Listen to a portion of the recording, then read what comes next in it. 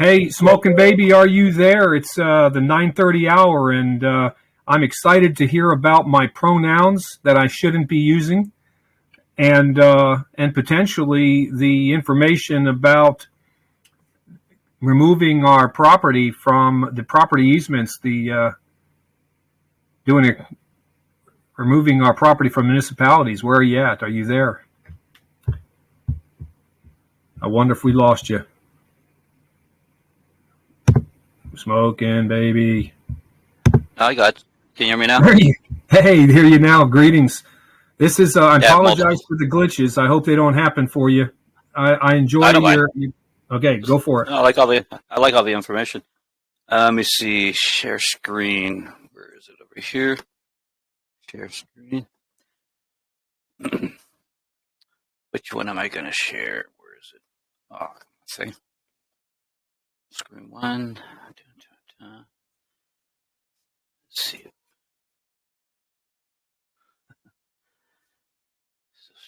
Trying to find this. So we talk about easements on the deed. Yeah, that was a very good That'd be a good information. Municipal. Oh, there it is. Share system audio. Just share screen. Okay. You see my screen? Yes. It's all there. This is back when this is 2019.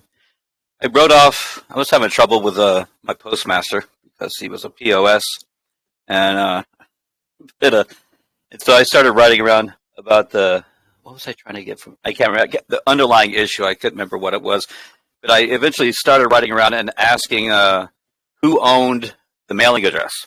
Does it belong to me? Did I take it with me?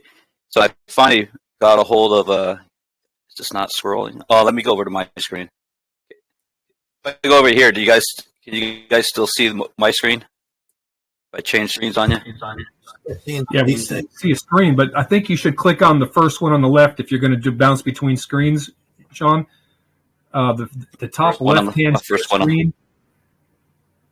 Right now we're looking at a screen that says from external how to get a response from the postmaster. The same thing you had up. I'm just trying to scroll. I'm trying to scroll down.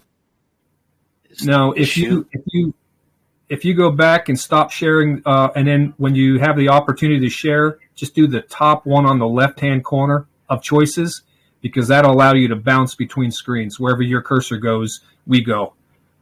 So instead of trying to share, what can you see now? I see external how to get a response from the postmaster. You see it moving? Yeah, that's moving up and down. Okay. Yeah. So I wrote down here this guy Gabriel, Philip D. Chan. I'm unsure to contact regarding this. I've been unanswered for 3 years. Each of the 4 requests addressed to Gabriel Magdalena, the postmaster for Santa Clarita, requesting clarification disclosing who owns the mailing address of the rental apartment I rent in Valencia. And so I've been to get this postmaster, so-called, to answer the question forever, and it goes on and on and on and on. So finally, it got forwarded up to a director level, Philip Chan, Postal Service, and he's the district manager. So he said, Mr. Haggerty, addresses are issued by the city of the property where it's located. In your case, it would be Valencia Planning Department, would be where any issues with addressing can be looked up. So the mailing address does not belong to the post office. It belongs to the municipality. The reason this is important, as a contractor, you should see the number of mailing addresses I've had moving around everywhere. And each mailing address on the credit report is 3 points off your FICO score. 3 points off the FICO score. And so with this letter, I send it to the credit reporting agency and say, you have other people's property on my credit report, get rid of it. And all the points went away and my score went up. It also applies when you get your deed, for the property deed or your tax deed or the warranty deed or the grant deed when you're getting real estate. I'm not going to call it real estate. Real estate means commercial.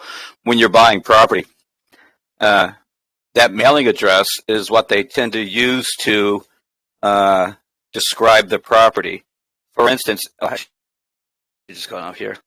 Look, this is a friend of mine in Australia. He was foreclosed on for council rates and all this other stuff, and should be able to still see it. This computer.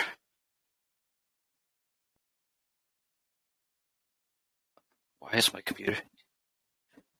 So anyway, so that mailing address on your deed belongs to the city, and they have the parcel ID, lot and block. I think they have that pretty much everywhere. Parcel ID, lot and block. Well, that land itself, land is a geographical boundary on the Earth with latitude and longitude. But they also have a prime meridian in every state, where the prime meridian is where they do meets and bounds when they want to measure the outline of a piece of the Earth. And the outside imaginary line, that's called land. Because if I were to dig a hole on my piece of my property within the boundary, if I dug a hole to the center of the Earth, I wouldn't have any. Well, I would own a hole. That I guess that'd be property. You could fill it in with something, but the property itself is deeded. I could dig all the dirt out, put it in sandbags, and sell the sandbags. So property has to be deeded so it can be sold. So property is the dunk in the middle, and the imaginary boundary from the center of the Earth out to the universe, that's land, and that's what gets that's for the patent, because I cannot move that meets and bounds latitude, longitude of the Earth. It's immovable, and so their patent rights to that area. Let me go back over here. And in California, it's called the San so Bernardino Meridian. When the county comes in, so when the county moves in, the county, you go to a flea market and you have a square A100, which is one size, and A200 is twice as big, and so you have to pay more for A200 than you do for A100. Does that make sense? And so by paying that fee, I get to stand inside that little. I get to stand inside that little chalk outline and do whatever I'm going to do inside that chalked outline.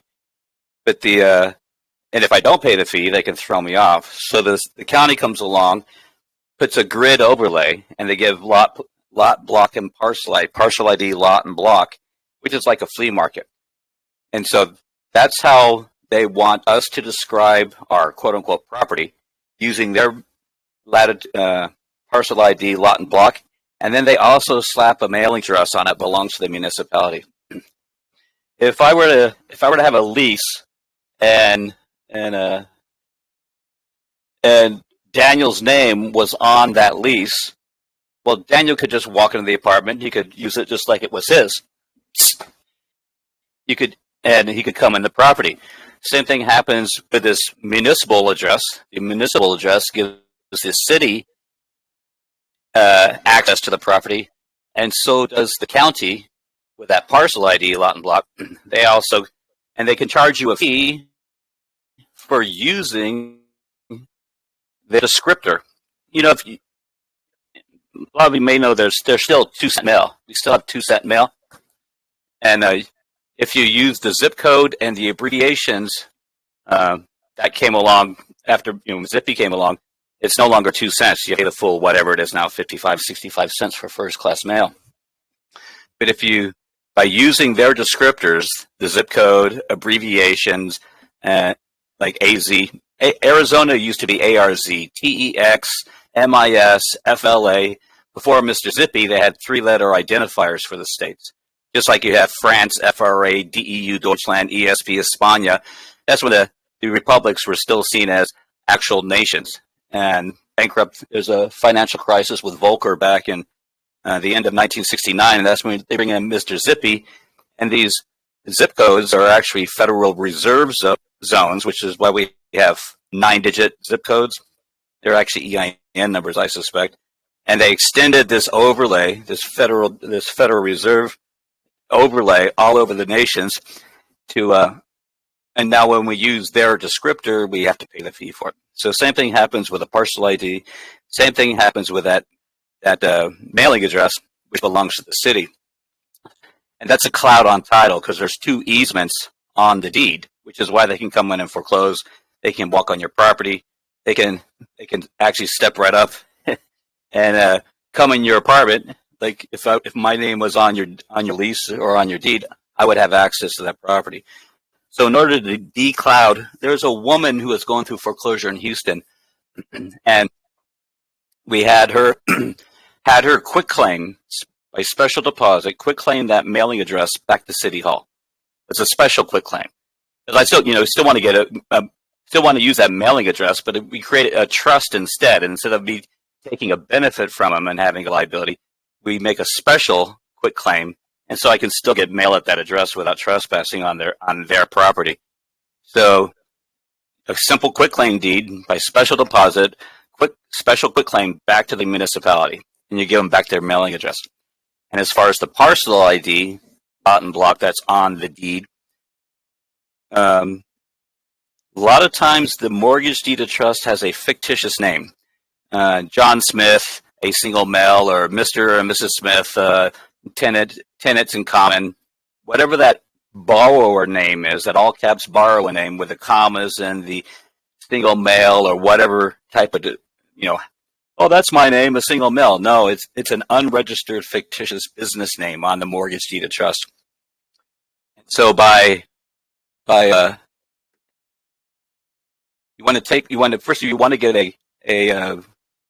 to take that string of all capital letters as the name on the deed, and if there's a different name on your warranty deed or grant deed as well, if there's a different name that's not your real ID Act name, you want to grab these fictions, these unregistered fictitious business names, and claim them.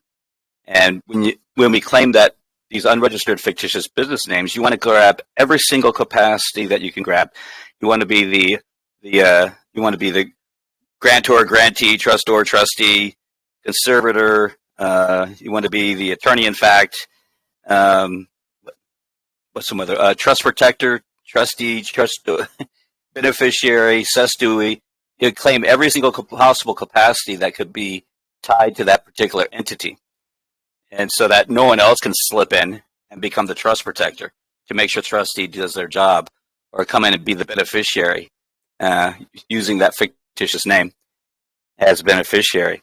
And so once we have this fictitious business name, which is the borrower name, John Smith, a single male, or John A. Smith on the grant deed or warranty deed, now that we've captured that, and the capacities would be last name, comma, first middle, proper case, last name, comma, first middle, and a capacity as grantor, as trustee, as trust protector, in the fictitious business name.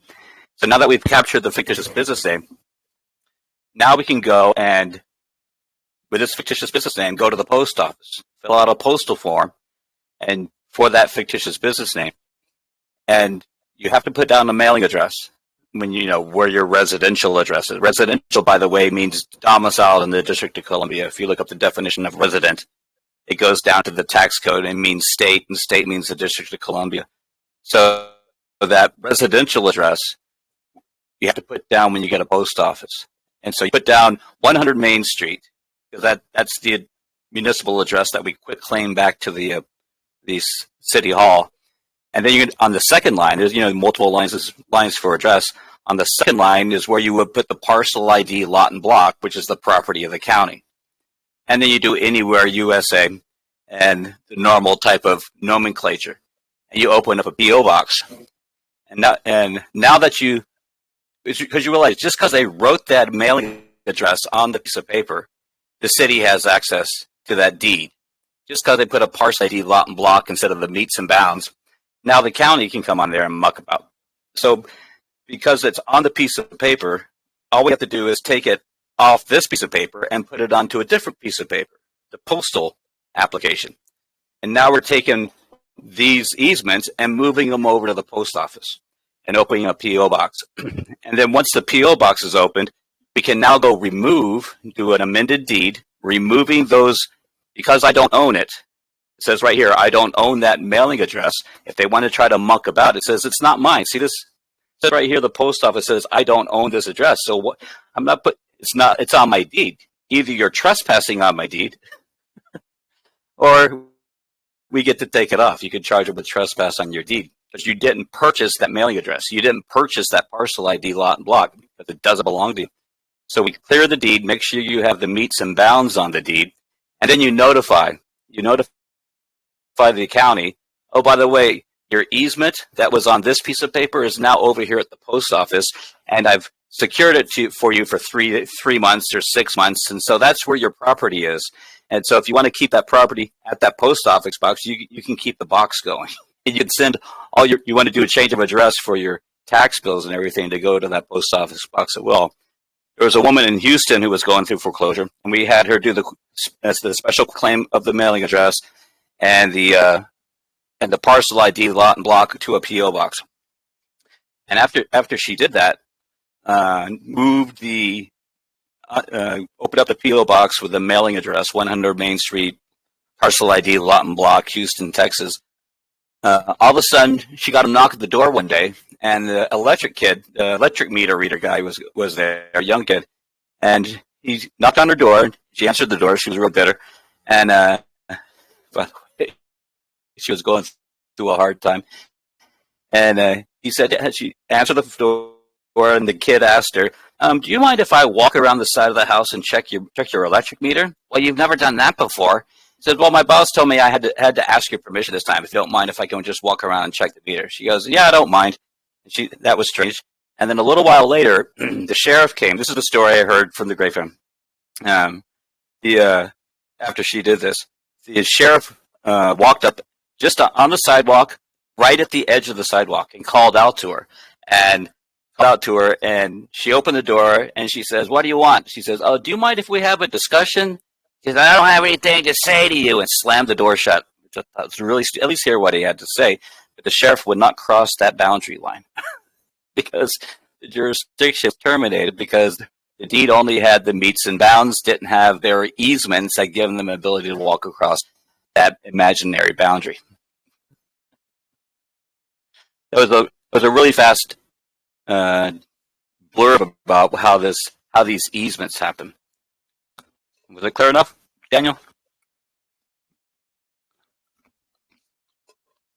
Anybody hear me? Yes, Oh, yeah, we looks hear you. really Yeah. good. My apologies for getting to that button this quick. I can hear you. Yeah, I can hear it. It went really well, John. Smoky baby. It It went went really well there, Sonny. I hear it. I really We appreciate were it. just being quiet for you. No, I'm Well, goading him right. I'm goading him right now. Okay, one of the also with these forfeitures, I want to learn the admiralty piece huge because that's deadly. Special masters learn admiralty. They're not normal lawyers, don't know anything about it. But if someone were to seize $10,000 from me, I had 10 grand going to Vegas or something like that, and I did not have a tax form with it. If you want to declare the money, just always put it in an envelope, put stamp on the envelope, and inside the envelope have a 1099 NEC made out from your all caps name to the Social Security person, like you're transferring money from your estate to your Social Security person on a 1099 NEC. So it's now declared, and if they, and it's in a sealed envelope with a stamp addressed to myself. Well, now they can't break that seal because number one, it's a postal thing, and number two, if they pull you over, now you're a postal carrier. Always keep an envelope with a mailing with a mail piece in there that's ready to be mailed because you're a postal carrier. They're not supposed to mess with you that way either. But if they were to seize the $10,000, well, it would be a transfer from me to whoever seized it, and whoever seized it would become the transferee. The transferee has a tax liability under 2603 of Title 26, and I would take the receipt, whatever receipt they gave me, and I would make a copy of it. The IRS only wants copies; they don't want originals. And because it transferred to this other party and they didn't return that $10,000 to me, they withheld my $10,000 in some kind of seizure action. Because it's a withheld $10,000 and a transfer tax is liable under 2603 because their executor is liable for the tax. Well, I'm going to fill out a W-4 withholding certificate, put my person's name at the top, line 4C, put $10,000, and then put whoever the transferee was as the person who's using my money. They're employing my money, and that would be the employer, San Bernardino County Sheriff's or whatever, with their EIN and the date, and you would attach a copy of the receipt to the back of the W-4 because they need a statement from them saying how much they seized, or if they don't give you a statement because they want to go muck about, I just recreate the record. Say, San Bernardino County Sheriff's, on this date and time, your officer so-and-so seized $10,000 and neglected to provide me a receipt. Actually, I would probably make it $20,000 because all I need is their stipulations, even if they didn't take 20. If I recall correctly, it was $20,000 seized. If you would please send me a receipt, a verified receipt, how much collection your sheriff took from me. As I recall, it was $20,000. Then I'll rely on your statement. However, if you elect not to respond, well then we stipulate to my accounting, which is $20,000, because the IRS operates on stipulations. My computer is frozen right here, so I can't show you. It's called the Perils of Stipulations under TaxProf, TaxProf, taxprof.com or .org. And all we need is their stipulation. Once they stipulate to it, that becomes a fact. We're talking about presumptions previously. And that $20,000, if they didn't rebut me, or the $10,000 if I have a statement from whoever is admitting they have my money, that would go on line 4C. Extra amount you want withheld from your paycheck. Line 4C would be $10,000 or $20,000. The instructions say you have to write exempt underneath it, and you mail it into the IRS.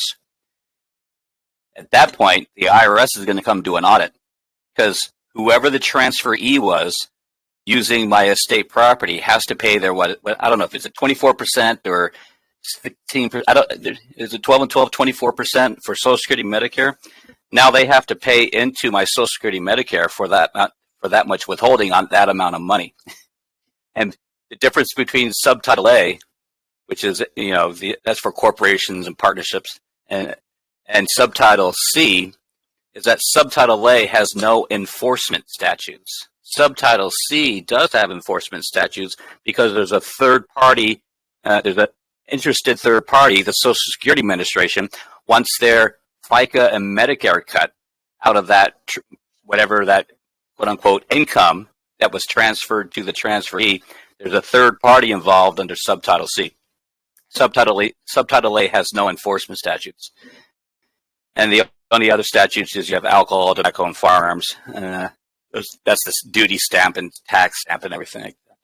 So if someone were to seize something from me, or if they have something, like if someone owes me money, well, I could do an assessment, determine what the value is. Let's say someone owed me $10,000 from 2004, and they never paid me. I could do a consumer price index adjustment from $10,000 in 2004, go to the consumer price index calculator, put in 10 grand, and see what today's value of that money is. And I can just give them notice that, and state the facts that you received $10,000 to you in 2004 as the transferee. You have failed to remit that principal amount, and the assessed value now is the consumer price index adjustment. And this is the value of the estate, of the value of that money that you remain in actual or constructive possession, which makes you an executor. If you have a different accounting, please let me know. It must come by a verified complaint. And you can hit them with a W-4, and it turns into a tax credit withholding. When you do the online Free Tax USA, it populates this withholding into the 1040. There's a woman named Holly. She passed away last October. She, as a truck driver, she finally caught on to it in 2021 and went hog wild doing W-4s, had her kids doing it. Her kids doing all these W-4s, putting these packages together, and sent in a 20-pound box to the IRS, registered mail. And when she called in to ask about the box, is an interesting thing that came out in her process. They were trying to find where there was nothing showing up as far as something coming in until she told the IRS the registered mail number.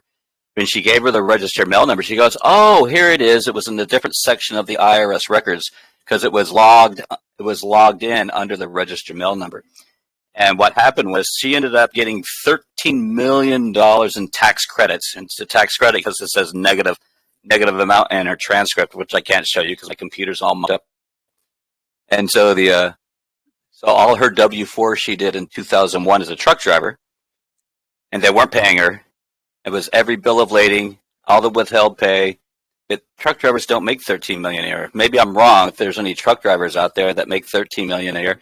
But it came back as a tax credit in her transcript for all the W-4 she did in 2001 for last year, 2022, was showing $13 million for the withholding. So anything tied to the social, your bank account, electric account, utilities, you want to add up both sides of the ledger, take your statements, add up both sides of the ledger, all the deposits, all the withdrawals, all the charges, all the payments, make copies of them, attach it to a W-4 for like SRP or for Time Warner, for Cox, whatever. You put them all together, fill out a W-4, person's name at the top, Cox at the bottom with their EIN number, line 4C, the double ledger accounting added together, all the charges, all the payments, line 4C, send the statements in. And now the Cox is going to get audited because they're not reporting the credit they received because that's like a subtitle A thing. They're getting this income. Be like Daniel hiring me to put a $10,000 roof on his house. I get done roofing the house. He hands me 10 grand cash, and I just walk away. Woo-hoo. That's free money for me. But Daniel has to pay all the taxes on it because he didn't report who he transferred the credit to. Same thing happens with these utility companies.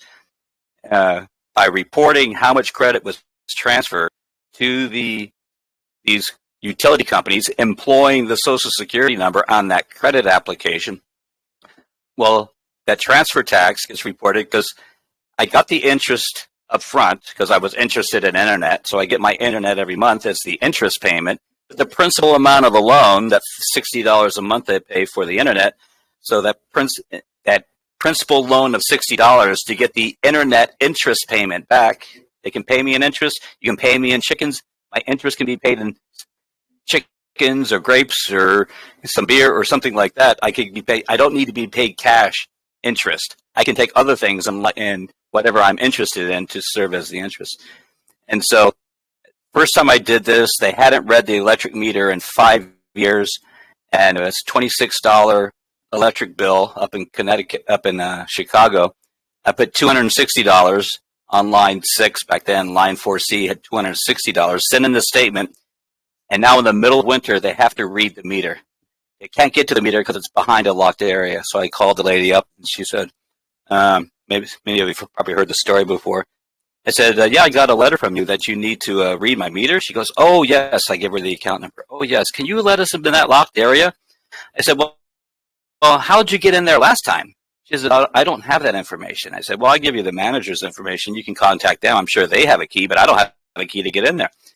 And by the way, it was 2-story snow drifts, 2013, 2014, horrible winter snow drifts. And she took down the manager's information, and then I asked her, I said, well, when was the last time the meter was read? She says, oh, it looks like 5 years ago. And I said, wait a minute, your letter says you have to read the meter every 2 months. Maybe the people before me, and I've only been here 6 months, maybe the people before me had green leafy plants that people like to smoke and talk about. He started laughing. She said, well, that's why we have to read your meter. I said, so you were just doing cost averaging? She said, yeah, it looks like just cost averaging. So I called an African-American friend of mine. If you're on here, Robert, let me know. Living in Appalachia with Duke Energy. I told him what I had done with ComEd. And I said, you have Duke Energy, Robert. What do you want to do with your house? He says, well, I'd like to get that my house isn't all that good, so I like to hit Duke Energy. I said, well, how much do you want Duke Energy not to pay you out of your withholdings? He said $30,000. I said, oh, okay, let's see what happens. I called him back 2 weeks later. I haven't heard from him. I called him up. I said, Robert, did you ever do that W-4 for Duke Energy for $30,000? He said, sure did. And I said, what happened? He says, well, the next thing I know, two white dudes from Duke Energy show up at my house. I went, oh, no. He goes, no. They came in and they put insulation in the roof, insulation under the floorboards, new seals around the doors and windows, wrapped the pipes, and gave me energy-efficient light bulbs. I said, Robert, as soon as the IRS found out that Duke Energy and ComEd were employing the Social Security number, they're doing an audit to see how much taxes Duke Energy and ComEd has to pay to support our Social Security Medicare. And so ComEd had to come read the meter for the first time in 5 years because they're getting audited. And then Duke Energy made your house super efficient, so you would have a lower electrical bill, so you would have they would have lower tax liability to pay on whatever goes through your electric meter. A guy recently heard from a friend in Florida. He did was it ComEd or Time Warner? He did Time Warner. All the statements with Time Warner send it into the IRS, and he has free internet for the whole next year until 2025. It's already paid for in 2025. So anytime there's a transfer of credit, extension of credit to anybody, that's a taxable event under 2603. And because the only reason I would extend credit to somebody is because I'm interested in something, because equity does not presume a gift. So I'm extending the credit because I'm interested in electricity, internet, interested in a house to live in, interested in a new car. And so when I extend the credit, I get my interest payment up front. I get the electric. I get the house to live in. I get the car. The car is just an interest. It's not the real property. The property is the paperwork. And so I get the interest up front, but they don't remit the principal amount. They withhold the principal amount, the total amount of the value that was transferred over to them, and the derivatives over time would be willed. And that withholding certificate brings enforcement from the IRS.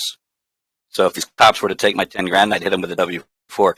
But I'd get them to stipulate that they took my money without giving me a receipt, which is why I would pay me double or triple the amount that they took. If they were to seize something without giving me a receipt, they're engaged in money laundering, tax evasion, and securities fraud. And they probably wouldn't want to admit to it. I'm not going to believe this. That's the W-4 process. You did good. You're not going to believe this, but it's actually over 10, and we never did get into my pronoun trouble that you so eloquently shared that I had. And you haven't done it yet. You haven't done it yet. I haven't done it yet. I haven't been able to clear myself up from that pronoun trouble. I know. Guys, I just did, though. Yes, you did. What's that cartoon that you recommended everybody to read? Hand me that thing. Hey, Daniel, before you do that, can you hand me that thing over there, please? Right. You want it? You want it right now? It's a nonsense statement. Would you like it right now? When should I give it to you if I don't give it to you now? Guys, what he's saying is pronouns are narcissists. Pronouns are narcissists.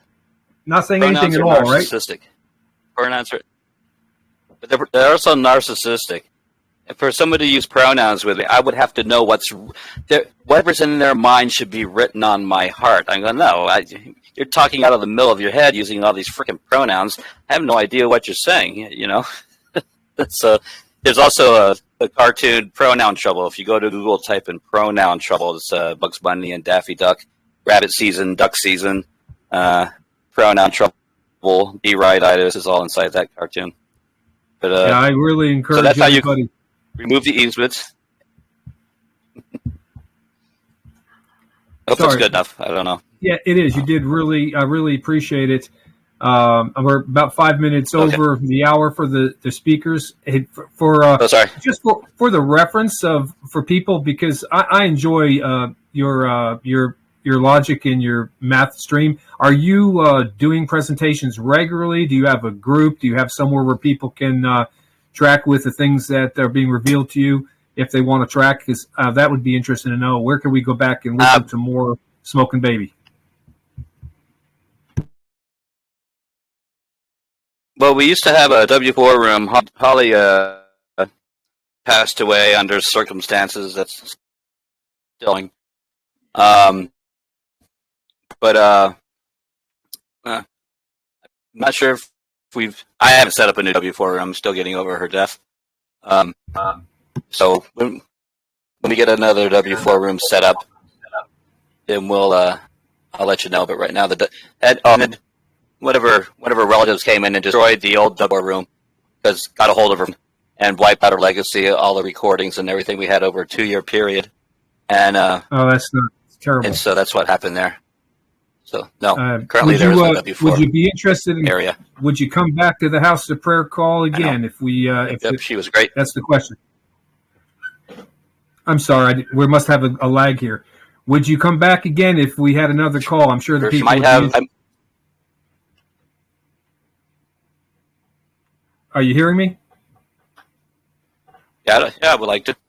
Good, thank you. Thank you very much for sharing. Yes, I can hear you. Yeah, thank you for sharing. I think there's a lag right now. We're a little bit over